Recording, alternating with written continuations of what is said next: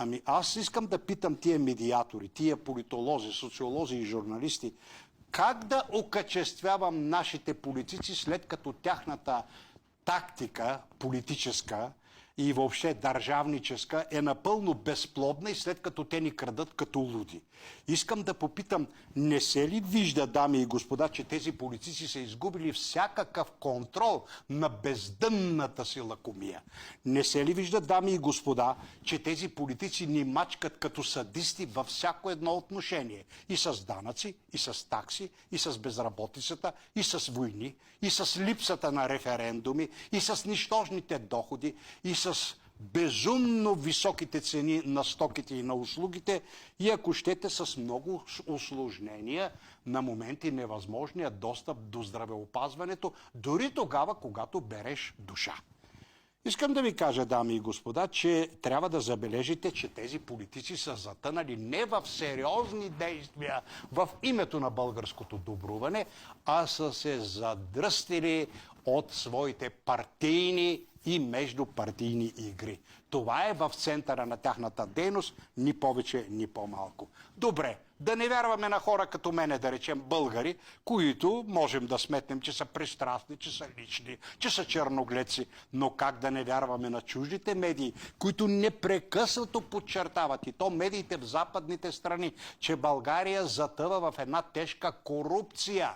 че тази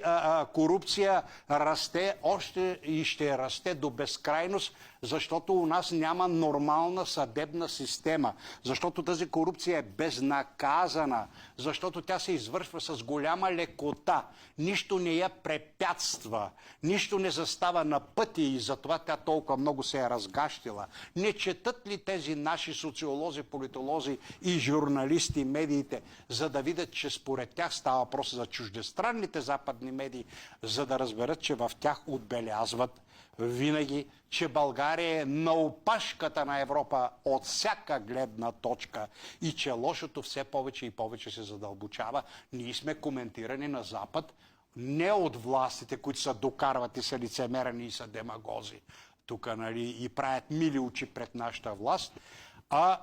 казвам, пороци, големи недостатъци на България, които се изтъкват от независими журналисти. Или какво си мислят нашите медиатори? Че те могат, чуждите представители на медиите и на печат и радио, телевизия, но главно на печат, те могат да критикуват нашата власт, а ние, понеже българите, тук дори интелектуалците, сме трета, четвърта, долнопробна категория хора, нямаме право да се обаждаме и да критикуваме властта и трябва да си тютаме. Ами не виждат ли нашите управляващи, че двамата последни посланника на Съединените американски щати, дори и те изразяват тревогата си от бързо растящата корупция в България и от липсата на едно сериозно, свясно, справедливо работене в областта на съдебната система.